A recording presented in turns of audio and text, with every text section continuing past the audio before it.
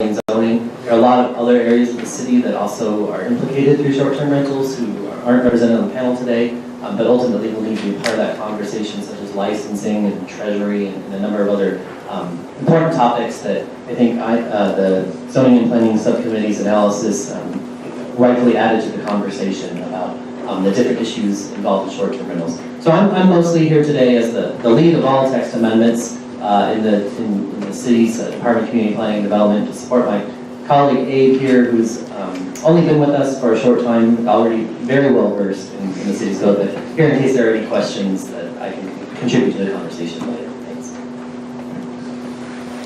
Good morning, everyone. My name is Clark Stevens. I am with Airbnb. I'm the Global Head of Strategic Safety Initiatives, as said at the top.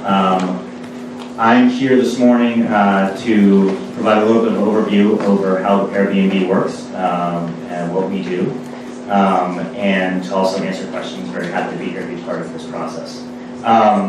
First and foremost, I know most folks probably have a good sense, but just to set the stage, Airbnb is a platform that allows visitors to live like a local when they travel.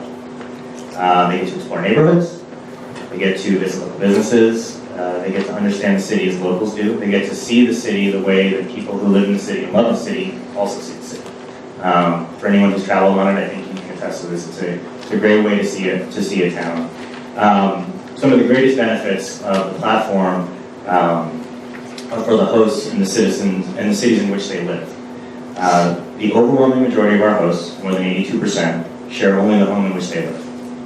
So, it's an important thing to think about as we have this conversation today. Countless Airbnb hosts have used the money that they've made through the listing to pay their mortgages, pay electricity bills, maybe save away for a vacation. And I think I met some hosts this morning who are here, so I hope during the conversation we get to hear from them today too, to talk about the benefit they see. Last year here in Denver alone, hundreds of hosts welcomed thousands of guests into their homes, providing those hosts on average about almost $6,000 a year. So to give you a sense of the scope on average. And again, that's money they can use to support to supplement income, to support their mortgage, and pay bills that we all work to pay every day. It's also important to remember the majority of Airbnb listings are outside of the main hotel districts. So when I talked earlier about the benefits to businesses, it's not just that these are additional tourists coming to see the same areas that an average traveler would. They get to come see a neighborhood. They get to go to the coffee shop it's a great coffee shop and tourists don't usually get to see it, but also help that coffee shop, support that coffee shop, support small businesses. That's something that we are very proud of, and on average, travelers who use Airbnb spend a couple $100 extra on these types of businesses than a normal traveler would per trip. And at Airbnb, we appreciate working with the community to ensure there's an easy way for folks to share their home through a responsible, productive process. And that's why I'm happy to be here today to answer questions that anyone here has. Just a note about my role, I work across the company to implement processes that increase safety, education, and awareness within our community. So we work with cities, leading nonprofits like the Red Cross on issues ranging from home safety to emergency preparedness to disaster response. We work with our hosts and provide them with tools that make them more prepared, benefiting not only them, but the guests who visit them and even the communities that they call home. We care about our community. We care about the community that our hosts and guests are a part of, and that's why I'm really happy here to be here today to be part of this discussion.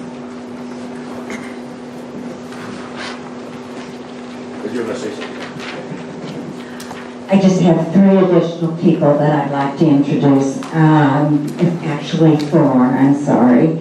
We're going to have facilitators, Charlotte Wisenberg, Bernadette Kelly, and George Mel. And Don Tressler will be, what we're going to do is allow 2 minutes for each question or concern. Don thereafter will enforce the 2 minute. If we want to get through as many participants as we can, so if you have a question and then you want to speak again, you're going to have to wait till everyone has had an opportunity to address the panel with their questions or concerns. A lot of people here, so comments and or questions, total 2 minutes. And at the end of 2 minutes, really, we've got to cut you off. And Charlotte is going to stand here and give you a notice of how your time runs out and then when it's over. So, See this one. and when you ask a question, you can specifically say, if you want to ask it of a specific panel member, or if it's just a general question, I guess I'll decide who it goes to. So, all right, first one. You kind of had a question earlier, so go ahead. Let's start with Abe, I think. So just to be clear, does the current law specifically say short-term rentals are not legal, or is it not really addressed in the law? And this is going to be a dialogue back and forth. You ask your questions, 2 minutes to ask your questions, and then they'll have time to answer the question. Okay, and then so part B, it seems like there's a lot of gray area. Let's say I own a house in Wash Park, and my best friend from college comes to visit from New York, stays with me for a week, and at the end of the stay says, hey, I'm going to throw you a couple $100 for letting me stay here. Where does that fit within the law? That's it. Could you identify yourself when you address the panel with your questions? Sure, my name is Mark Johnson. I'm just a resident. And your neighborhood that you're in? Wash Park. Yeah. Sure. Thanks. So in terms of the first part of the question, is it specifically addressed? Not exactly. It's, like I said, the term short-term rental isn't a defined term in the code, so it doesn't specifically say rentals less than 30 days are not permitted. However, it's clear that that isn't permitted within a defined use that is allowed within residential neighborhoods. So like I said, household living, like what we're all doing in our houses, says that it's more than 30 days, and so therefore that would rule out a short-term rental. The second part of the question about when your guest gets generous at the end of his stay, I guess that kind of indicates how tricky this can be. And, Kyle maybe can add to this, but I suppose at that point, technically accepting that compensation means you conducted an activity that isn't exactly permitted, although, that's kind of a tricky one and of course would be tough to enforce. Do you want to add anything to that? Yeah, sure. So you're right. What we have defined in the code is lodging accommodations. And you did a good job of explaining. Lodging accommodations is temporary occupancy for an average stay length of less than 30 days for compensation. So if it's that, then that's what we mean by short-term rental, that's lodging. And then we look at the use tables, where is lodging allowed, and it's generally not allowed in residential zone districts. So, it's there, but it's not permitted, right? So, and then a key term to your second part of your question was for compensation. That's in the definition of lodging, for compensation. So if there's compensation, it's lodging under the current zone. Okay, the 2 minutes will be your comment and or question and the response up here, so the whole thing has to fit in with that. Go ahead. I'm Susan Payne, Wash Park East. Clark, I wonder if you have any experience or knowledge of the impact on neighborhoods internationally of Airbnb, like Paris, Rome, etc. Specifically, in what sense? Well, it seems that here, Denver, Portland, San Francisco, New York, all these cities and more are starting to address this topic because they're concerned about the impact on the neighborhood. Has that happened? Has that concern been evident internationally? Do they have ordinances in place? And what is the impact? Sure. So just to give a scope, we have hosts in 34,000 cities and 190 countries around the world. So your question is a very fair one. And I think that what we do, we work with those communities, with those cities. Each one, as you can imagine, is a very different situation. Some, as we've worked, some of them were referenced earlier, there's been San Francisco, Portland, San Jose, Paris, all of the places where laws have been passed. Each one has been very different to address specific elements within the community, concerns that have been raised. And we're very open to working. We hope to do that here in Denver, working with the city to address specific concerns that are raised. But as it relates to individual, we have to go and look at each of those places. But this is something. The sharing economy, the ability to share your home, is something that people want to do all over the place, and people are doing. And so what we want to do is create a safe platform for that to happen, where the host can trust that they know who is coming to their home, the guests can trust they're going to have a good experience. We work very hard to make sure that happens. We want to do that in collaboration with the communities. The panel members will have to watch the time camera over there too. You were fine, you were fine. The orange shirt and that tan the whole time. Go ahead. So my name is Ryan Elmore. I live in the Baker neighborhood. Thank you. I just wanted to mention a few things that were addressed by the panel initially.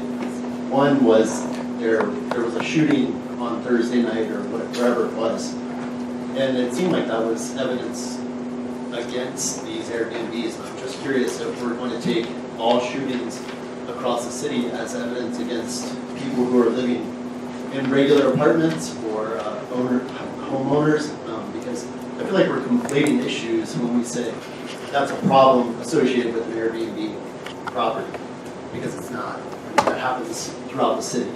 That was not an Airbnb property, I just like to clarify. It was related to It was a VRP. whatever it was.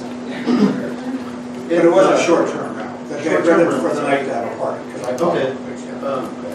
I also think that whoever put this report together, I'm thankful that people put these things together. I would love to be a part of this sort of process, because I do research for a living as well. And I think that there are a lot of references that were put in here that have absolutely nothing to do with short-term rentals, but they're being used as evidence against short-term rentals. One that immediately Hold the mic closer, please. One that stands out is related to the short-term rentals being a mecca for marijuana, and I can see that. And I think that's just like the article that you're using to support that is just not realistic. It's almost, I don't want to say it's embarrassing to read the report, because it's not. I mean, it's full of good information, but I think that we should be a little bit more careful when we're presenting facts related to the short-term rentals. So. Thanks for the comment. And get involved. I mean, get involved in your neighborhood and come to the INC meetings and get involved. I'm Al. I probably don't need the microphone. But I'll use it anyway. I want to commend the zoning committee for putting this report together. But was the charge of the committee to actually point out everything that was negative? Was there any opportunity to point out anything that was positive? Like Clark had mentioned about the impact on the local economy? And this question can go to anybody. Goes to an INC person. We did our best to point out all the positives and the negatives. It was not meant as doom and gloom. The purpose of the document, of the analyzing document, was to know more than anything else all the pitfalls and the good parts of what can come out of any ordinance or amendment, text amendment. It's an extremely complicated subject, and unless you analyze each one of those topics that we addressed, you will be inviting disaster. It's better to put it out there, say, okay, how do we address this? How do we do it in a positive fashion? And that was our attempt, whether you agree or not. Clark, did you want to add to that? If you want to, we'll give you a little more time. Did you want to add any comment to that? No? Okay, all right. The lady in the white sweater. Hi, I'm Lori, and I'm very nervous to even speak because I'm being told that this thing that has changed my life and is like the best thing that's happened to my family is illegal, and by coming out of the closet right now I could get busted and fined. But it's important to me to say, I want to get out of here because the woman I'm hosting right now from South Korea is going to teach me to make zucchini pancakes before she leaves tonight. And we're going to give her a Valentine's feast of spaghetti and meatballs tonight. And she's part of our family right now. She sits down at the table with my 2 teenagers, and they learn about Korean culture. And a big argument I got in with my son last night about how he behaved at a dance. She had some really good input about how this would be handled in Korea. Next, I have somebody coming to host. Now, I've been lucky so far, it sounds like, because everybody except one has wanted to rent for a month. So apparently I'm not quite illegal, except that I'm taking money for it. But the people coming next eat kosher. So that's going to be a whole new cultural adventure for my family. And it has allowed me to stay home and parent and be a mom and take care of not only my guests, but my own teenagers, which seem to have more drama and need for me now than they did when they were tiny, and not have to take full-time work. And it's allowed me to fix the roof and insulate, so I'm getting lower utility bills. And it's truly changed my life and let me make a home the way I'd like to. So. Thank you for your comment.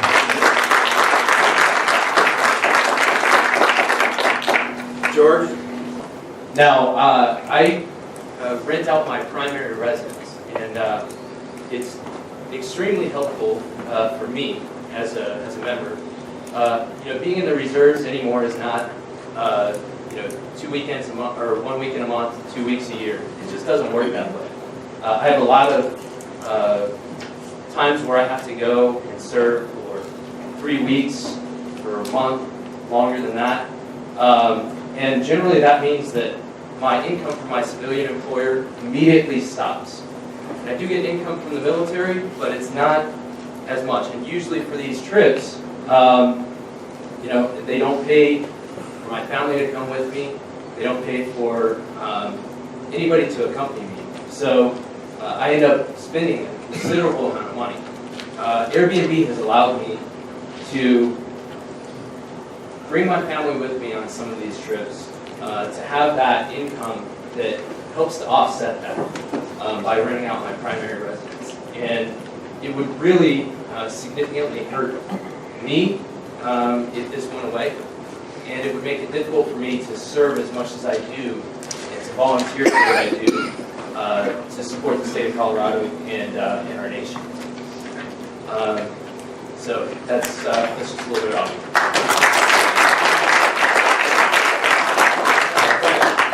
Jane? Thank you for the input on the positive side. I'd like to know a little bit about the business value to the city. What's the benefit if Denver passes it? I see a benefit to the homeowner who's renting their property. I've heard your stories, I hear them. But what's in it for the city in terms of added cost and enforcement? Thank you, that's a very good question. One of the things, if we were to do this, and I appreciate hearing from everybody, one of the first things we want to do is level the playing field. And if we were to, and lodging accommodations pay lodger's tax. And also, if we were going to regulate this and we registered people who wanted to do this, if this was possible, we would need to pay for the enforcement of that. Just like we, created marijuana to be legal, and we needed to tax it in order to enforce it. We would do that too, but I would expect that the tax and licensing kinds of fees would not actually, we wouldn't profit from them because that's not the business that we're in. It would just hopefully cover the cost of doing something like that. As we understand it, and as I read through some articles, it's very difficult to measure what is the impact and the way in which hotels will measure the impact in a community. But it appears, when you read some of the articles in The Atlantic and The Economist, that the words about using small businesses in neighborhoods, it does seem to increase the use of small businesses in neighborhoods over a little bit more than than those who would go into hotel districts downtown. And it is true that Airbnbs aren't always near the hotel districts in a town. But I don't think I'm comfortable saying we know exactly what that is. Oh, Didn't want to tell our city council. Okay. No, we never do that. You gotta cut off politicians. No offense to this candidates. My name is Louis Fair Piper, and I'm with Castle Barn Bed and Breakfast in Capitol Hill, West City Park, whatever you want to call it. I thank you, Councilwoman. We're looking forward to joining in that next meeting in a week or two. And I thank National Guard and the woman in the neighborhood. I totally understand where you're all coming from, because our family invested 25 years ago and renovated a historic building that had been sitting vacant for almost 8 years. And we brought that back specifically for the purpose of enhancing the neighborhood, the city, and bringing historic lodging to be available. With that said, this industry that is burgeoning, regardless of what platform, is allowing a lot of people to do what we feel we have had a lot of joy and impact and input in. Treat these guests the same way, safely, comfortably, respectfully, and for a fee. This inn lies our quandary. It needs to be dealt with effectively across both sides, not just the Airbnb, VRBO sharing, but those who have invested their lives and finances into it, as well as all the lodging that's bringing literally thousands of additional rooms on board in this city. So, thank you. I might give a little allowance. One of the planners want to reply to his comment. Landmark designated properties do fall within a certain category. Do you want to? So that's why he spoke what he did. He's operating legally. The rest of you are doing short-term rentals are not legal. Do you want to comment on that? And I give him a little extra time so that we know that the difference. Yeah, well, we really don't have too much to add other than that, there's a policy question there, and Councilwoman Sussman, as a policymaker, and maybe some of you candidates out there are going to have to wrestle with this, and she stated that, at least from her point of view, there's an intent to look at leveling the playing field, as you discussed. Maybe just I'll add the zoning part of the bed and breakfast. So that is the one exception in the current zoning code, maybe that's what you're referring to, Don, where lodging is allowed in some residential areas, and I don't know if you're in a residential zone district or not, but there is an exception in the code for bed and breakfast, which is a specific kind of lodging accommodations. So it's got all the same characteristics as lodging that we mentioned earlier: temporary occupancy or compensation, average stay less than 30 days. A bed and breakfast must also be owner-occupied or manager-occupied, so they have to reside there, and it has to be in a residential structure, so not a structure built for commercial purposes in the first place. If it's one of those two things, it could meet the definition under the code of bed and breakfast, and those are allowed in a few more places than all other lodging accommodations. Specifically, where they're allowed to be located are in our RO, which is a residential office district, like much of uptown Swallow Hill. That's generally where that's located. The MX2, mixed-use two-story districts, not the two X's that are commonly found embedded in neighborhoods, the twos. And then in what we call the UO3, it's a use overlay district that applies in our higher density residential districts, or if you have a historic structure. So either individually landmark structure or structure that contributes to a historic district, then in order to preserve those historic structures, again, only in generally multi-unit districts, you can get a bed and breakfast permit as a primary use, meet all the code requirements for a primary use parking and all the rest. This is an important distinction, and I just think those of you who are pushing to change our zoning code ought to know, maybe you should talk to this gentleman afterwards to know what you might have to comply with if you do change that. Councilman Sussman wants that. I think she should be allowed to have a little different. Follow on that, but I think you said it at the end. Yes, there are some structures that are allowed to do this, but they have to apply for a bed and breakfast permit and a lodging permit and go through the same sort of safety inspections and things that our hotels do. Licensing and taxes. I just want to can I make a quick follow-up? I just want to, remind everyone again, the vast majority of our hosts, it's the home in which they live. It's the primary, and it's not, if we heard from the hosts who've spoken today, it's not, it's not necessarily the full-time, it's not the full-time thing they're doing. It's something they're doing every once in a while to earn a little extra, make ends meet. So it travels up across the board, across the country, and this is just a different experience that some people are looking for, and hosts are providing. The gray hair?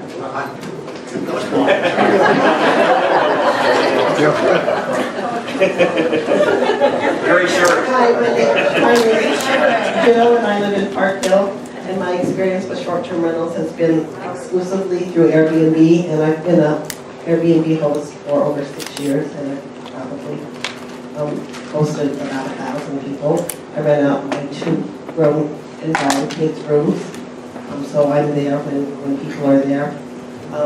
It has become an important and very life-enhancing experience for me, and also for my guests, and I really have embraced and loved the role of ambassador for Denver that I have taken on, and I send people to the small businesses on Kearney Street and Oneida Street, and I've probably sent over 200 people to the Kirkland Museum, for example.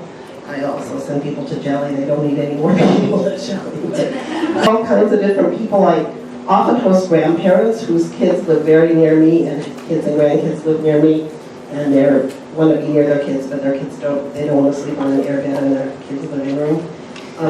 I've had maybe about a dozen individuals or couples who love Denver so much when they came that they've now subsequently moved to Denver. This allowed me to make the decision to retire 2.5 years ago, probably way sooner than I would have, and I'm really grateful for that. My daughter also does Airbnb in the Berkeley neighborhood, and I'm thankful for that because I think it keeps her off of welfare because she's a dance teacher and she loves her work, but it's not very lucrative. And so I'm really thankful that you're thinking to regulate this in a way that it can stay, because as a traveler too, that came later, but it's been very, very important to me I've hosted people from over 20, last time I counted up, 26 countries and 37 states. And I had a family from Nebraska during the stock show that said they hadn't been able to come back. Time's up, but I'm actually going to give you a little more time. You said you've been doing it for 6 years. No, you And did you say you've been doing it for 6 years? Yes, over 6 years. I signed up during the DNC. Okay, Portland they changed their ordinance last August. And the problem that Portland has is that the people who've been doing it for years are not signing up. They're not going through the process. They're not submitting to the inspections. They're not paying their fees. Would you? Oh, I definitely would. I definitely would. Okay. I probably first person. I hope I'll be here. Okay. Kat. Keith Howard is my name. I live in Sunnyside. I would merely ask, and I especially direct this to Councilman Sussman. Thank you. You said early in this presentation that it's difficult to predict the future. I would add that it is well known that the design of incentives is inherently very difficult to know what will be the result. We also know that neighborhood inspection services, upon whom a big burden would fall if this program expands yet further, is, at least to some extent, dysfunctional and underfunded and understaffed. I would ask that any action with regard to the institutionalizing of these platforms include a sunset, because we just simply don't know what would be the result. We see with the marijuana ordinance, which doesn't have a sunset, that business assets have been created which neighborhoods will never be able to get rid of. The creation of these permits will also, I suspect those will also be valuable business assets if they are created. And then someone will be able to sue the city for losing such an asset. I'm not I'm not an attorney, but I would caution that without a sunset, any proposed ordinance should be vigorously opposed by all councilmen. I'm sorry, now we're out of time. No, he's got I'm 30 sorry. seconds. I withdrawn. Oh, you have 30 seconds? Yeah. Well, let me ask one further question of the gentleman from Airbnb. You said that 82% of your hosts only rent their own houses. What percentage of all of your properties that are actually under your platform are rented by the other 18%? I don't have that number. with That me would right appear to be relevant. Okay, but I do think that one of the things that's been great to hear from everyone today is, these are individuals that are, getting a meaningful experience. It's not just actually, the additional income they're talking about. This is a real community that's being created, and it benefits all who are involved. Councilman Sessom wants to comment on that question. I want to thank the gentleman that suggested the sunset. This is exactly the kind of advice that I am seeking, and if and when we get a straw man ordinance, just exactly something to think about. That's very important. I think that's a very important piece.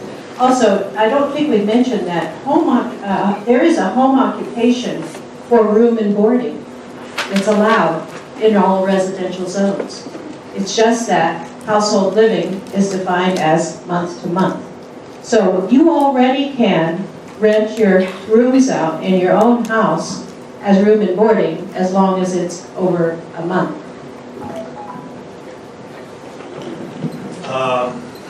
Loretta.